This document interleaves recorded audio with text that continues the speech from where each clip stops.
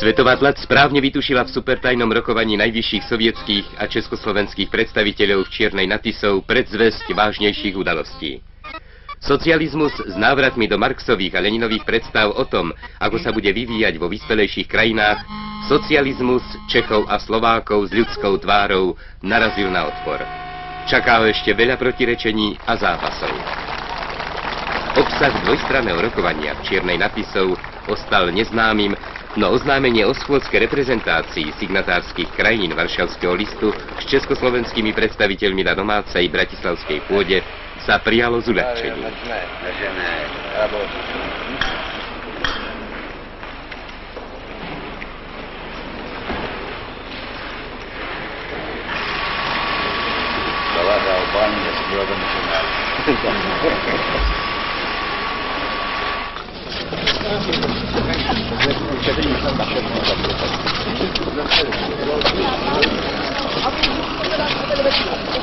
Zahraniční pozorovatelia vyčkávali v prípustnej vzdialenosti iba na sprievodné javy. Do tesnej blízkosti šéfov marxistických a robotníckych strán sa počas dôverného rokovania nikto nedostal.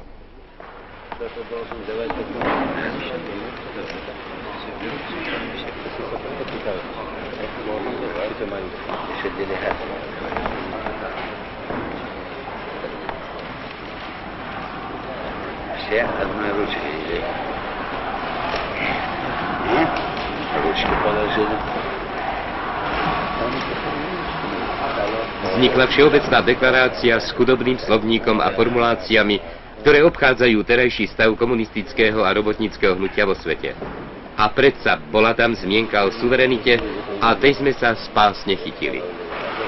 Sme presvedčení, že dokument, ktorý sme podpísali,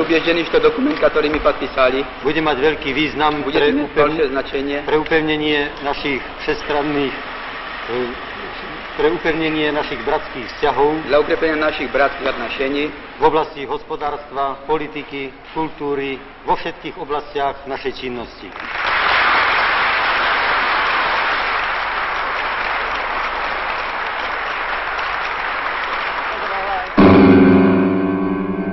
Prišlo však ťažké ráno historického augustového dňa 1968.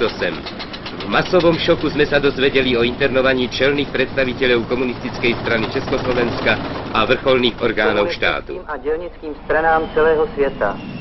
Soudruzi, Československá socialistická republika byla dnes proti vůli vlády, Národního shromáždění a vedení komunistické strany Československa a všeho lidu okupována vojsky 5 států Varšavské smlouvy.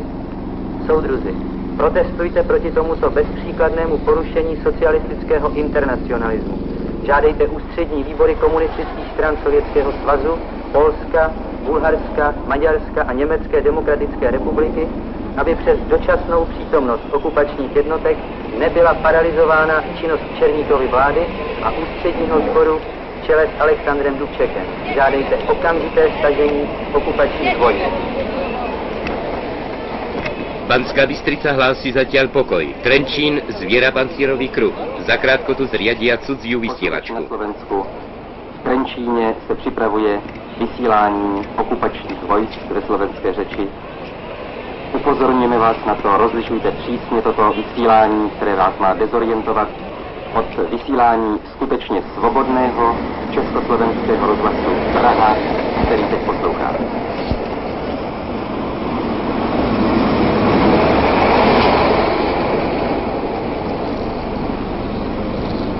Štáb na Bratislavskom hrade riadi stále presuny oceľových kolón. Před naší budovou před chvílí zastavil jeden tank. Budeme vysílat tak dlouho, pokud to bude možné. Prosím vás znovu, nevím už pokolikáte, zachovejte klid i vy. Je přeci nesmyslné, aby se tento stát, tento malý stát, s touto armádou, byť byla nevím jak dobře vyzbrojena a vycvičena, aby se postavil proti 5 armádám a tak silným a tak vyzbrojeným, jako jsou ty, které nepozvány přijali do naší vlasti. Opakuji znovu, nejlepší zbraní nás všech je absolutní pasivní rezistence. Nic nedělat, nic neumět, nic nevědět. Prostě zachovat klid a zůstat na svých místech. A já ke slovům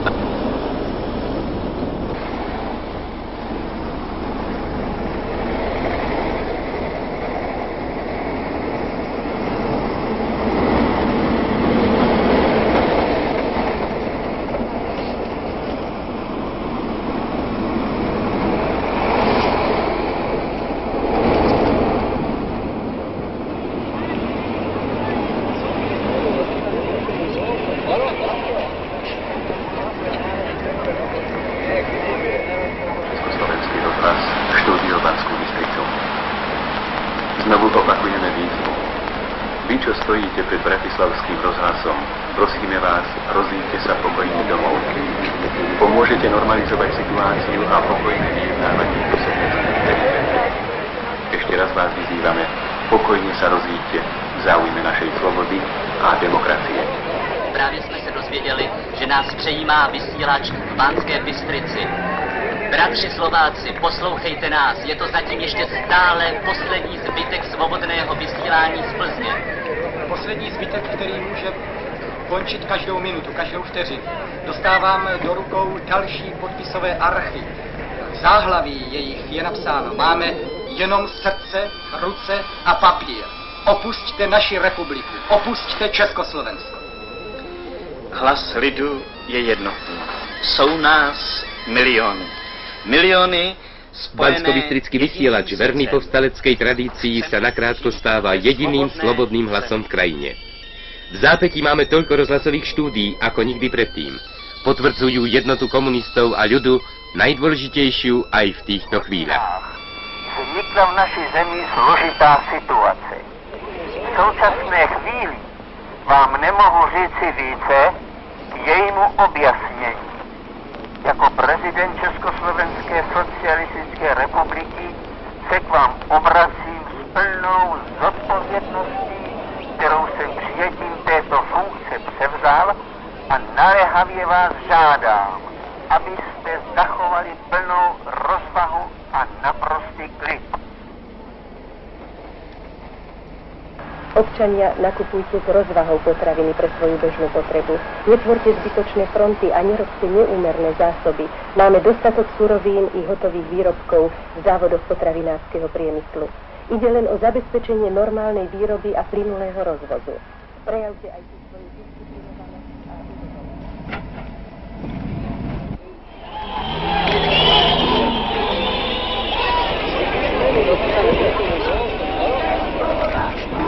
Мы приехали. Ясно, я понимаю вас. А почему вам вы вот приказали приехать? Знаете, но мы не понимаем, почему вам это Учения проходят. И разъясняйте народу, и объясняйте. Учения проходят. Мы на учении находимся. Мы можем быть час, два, три и уехать. Možná, že jste sami pochopili, že tam smělo pořád slovo my učeně, i z učeně prachodí. Čili tento důstojník byl přesvědčen, nebo nás přesvědčoval, že jsou tu na nějakém cvičení.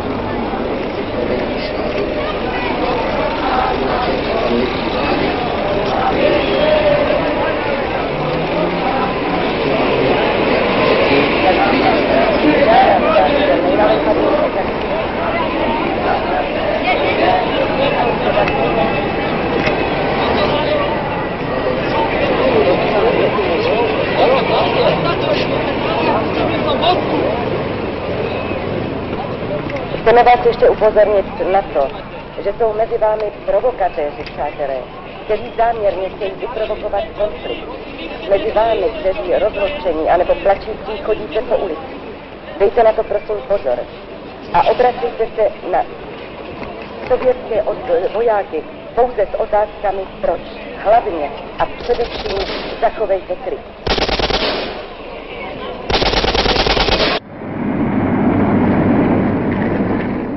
V najťažších okamihoch sleduje celá vlast Prahu. Opäť zahorel oheň v blízkosti pražského rozhlasu.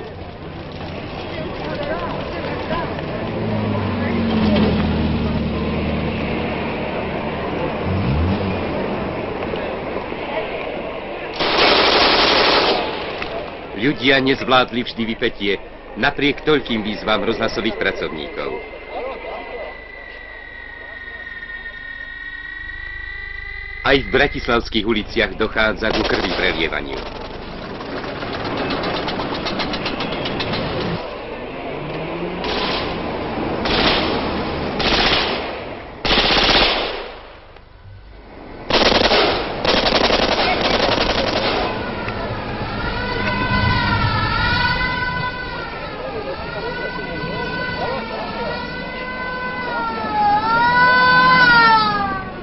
Prišiel som námestím Slovenského národného povstania až k rozhlasu a vracal som sa naspäť k Manderláku.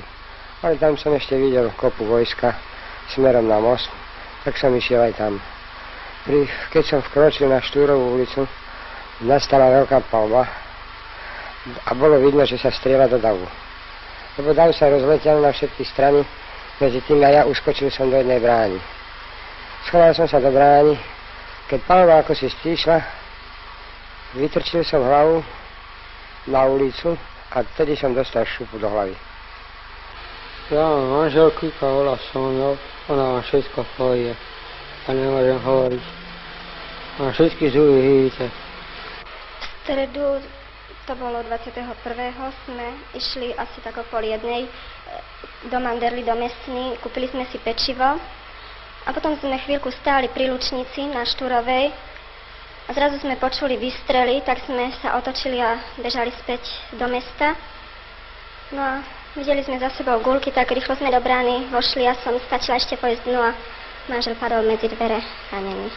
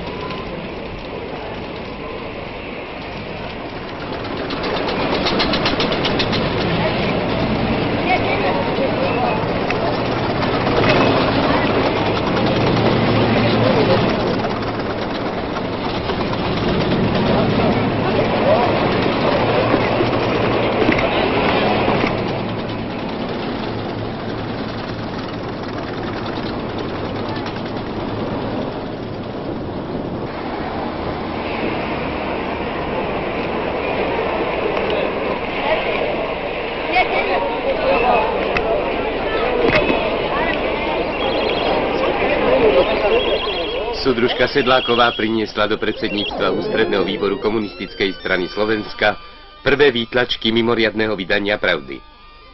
Onedlho niektorí odídu rokovať so sovietskými vojenskými predstaviteľmi.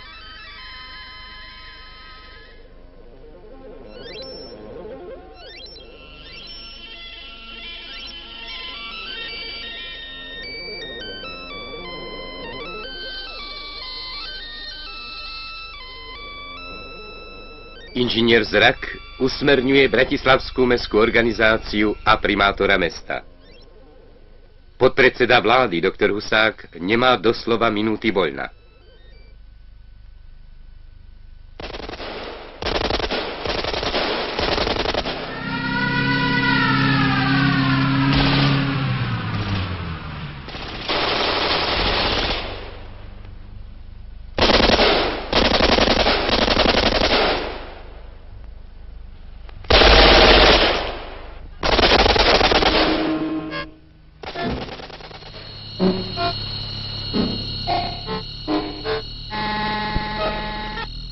Veľmi ťažko, striedajúc miesta, pracujú redakcie Bratislavského rozhlasu.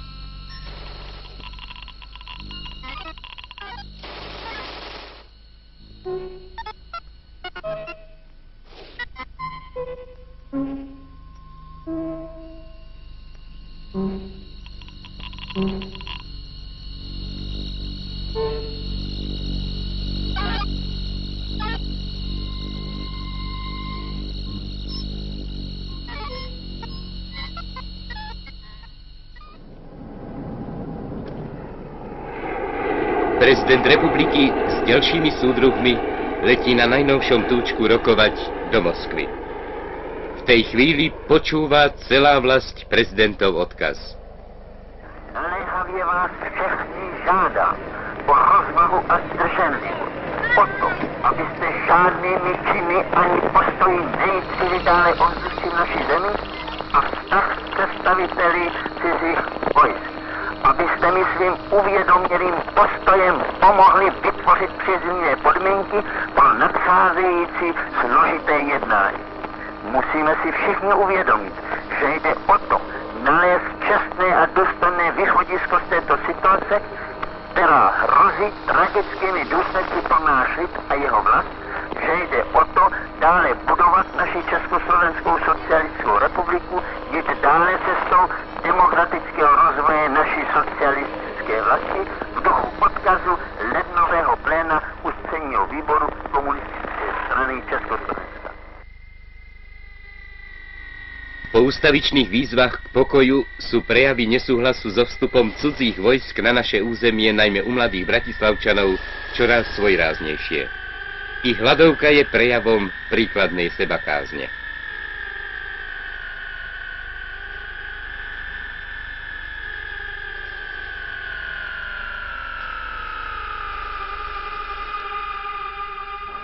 Pracujúci všetkých miest a závodov na Slovensku. Dnes, vo štvrtok 23. augusta o 12. hodine, vyhlasujú všetci československí pracujúci jednohodinový protestný generálny štrajk na znak požiadavky okupanti, choďte domov, zastavte prácu.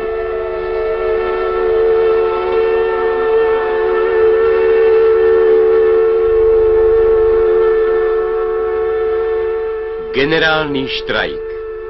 Človek je opäť človekom, pociťuje prejav svojej vôle. Starší prežili naposledy také chvíle pred 20 rokmi. Mladí len spoznávajú všeľudovú moc nad spoločenstvom práce.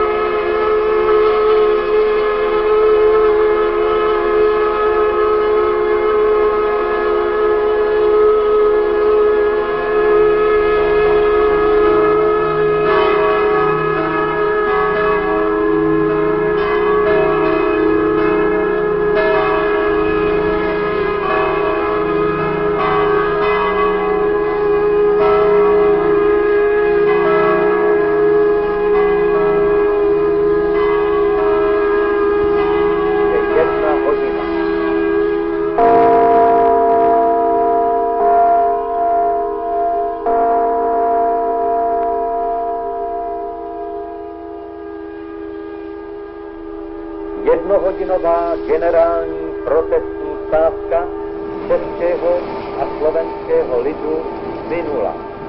Stávka, kterou jsme jednoznačně vyjádřili svůj názor.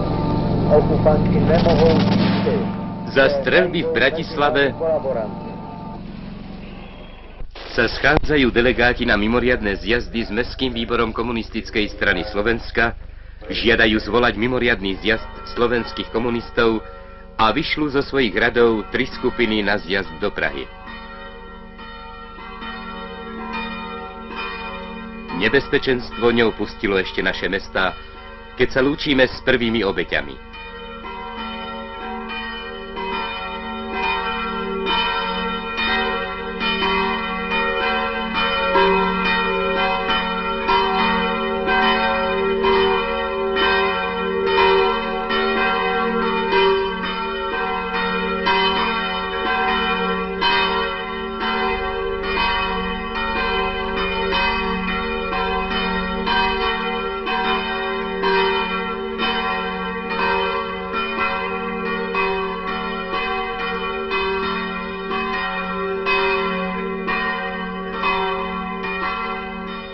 Obdobne ako pri košických pohreboch, rozlúčkach s bratislavskými obeťami, išlo aj inde o nevinných, nezainteresovaných, zväčša mladých ľudí.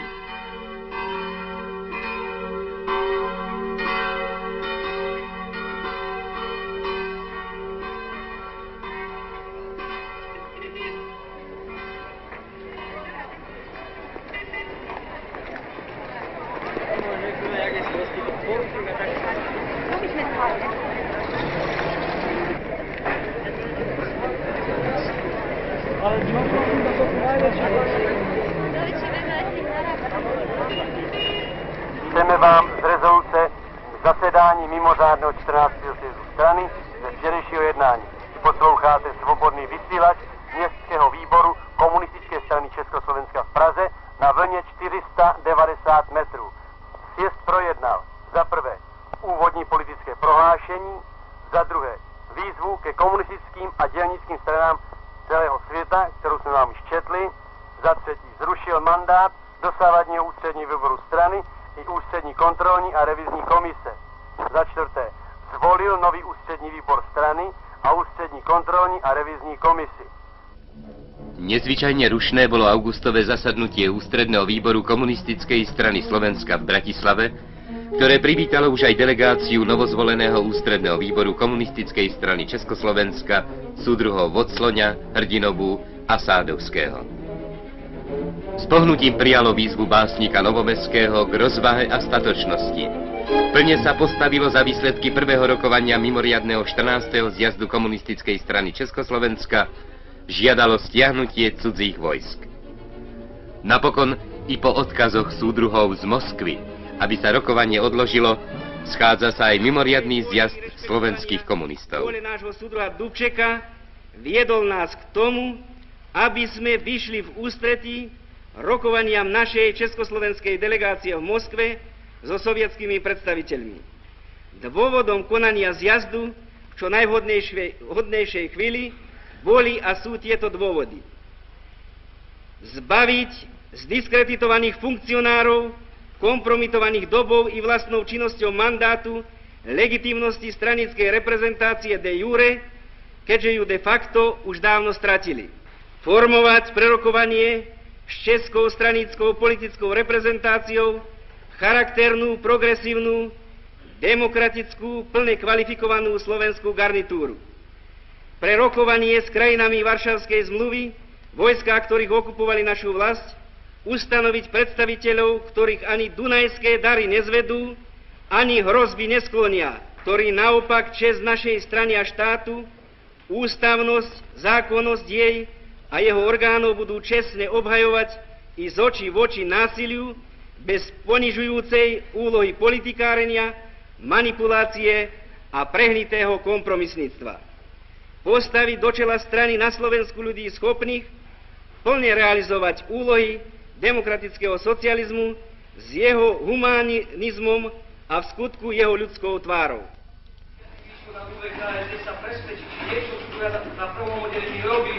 Nočná schôdza v bratislavskom klube Dimitrovcov naväzuje na líniu zjazdu v Prahe.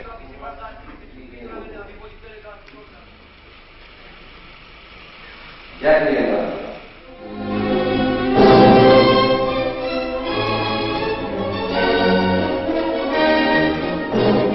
Návrat našich čelných predstaviteľov z Moskvy prináša nečakaný zvrat v politickom dianí. Postupne poznávame trpkú pravdu o osudových rozhovoroch, o podmienkach, ktoré si vyžadujú všeobecné sebazaprenie, no poskytujú aj nádej.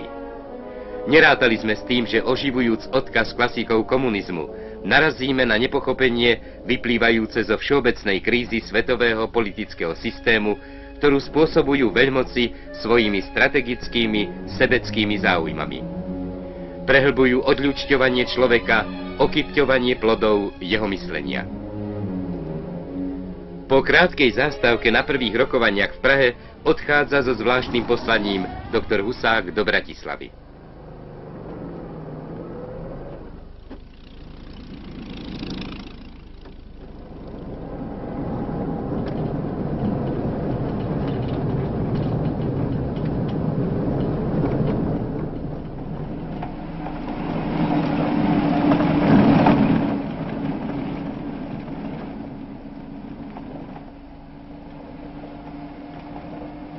Zmena podmienok sa plne odráža aj na zjazdovom rokovaní slovenských komunistov, ktoré po prvej nočnej schôdzke dostáva nový obsah.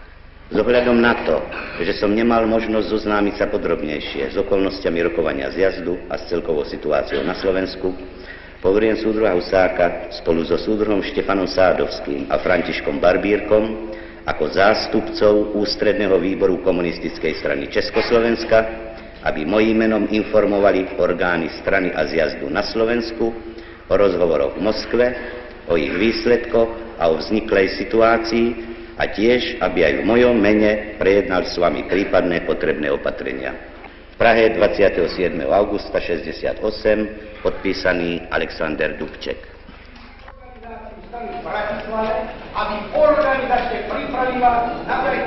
Taktiku vyplývajúcu z moskovských rozhovorov, ako ju objasnil doktor Husák, prijímajú delegáti so vzrušením, ale aj pochopením.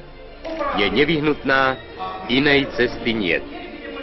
Slovenskí delegáti na mimoriadny zjazd komunistickej strany Československa sa na zvláštnej schôdzke po úprimnej a rušnej rozprave stotožnili s Husákovým názorom na rokovanie zjazdu v Prahe. Riešenie nachádzajú v kompromise posilniť starý ústredný výbor novými ľuďmi, ktorých preverili aj podmienky zjazdového rokovania v najťažších hodinách Prahy.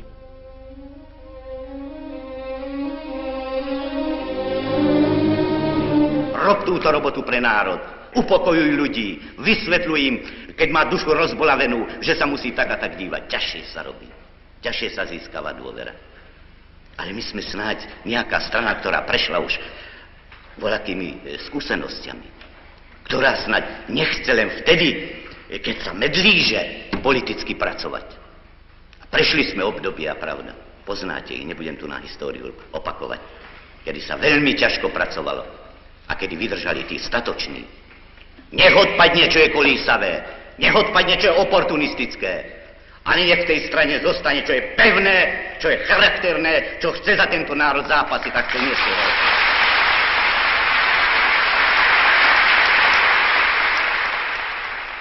Najväčším ziskom, istotou i nádejou zo zjazdu slovenských komunistov je nová tvorivá politická reprezentácia.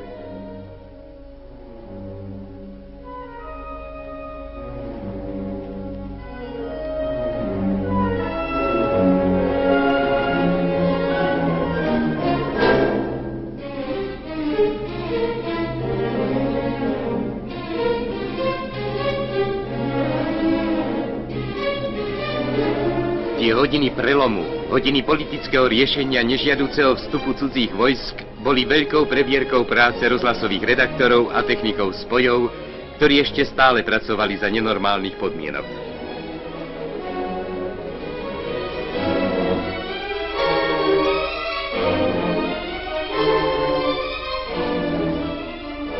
Vedomie našich národov je otrasené, jeho cítenie hlboko narušené.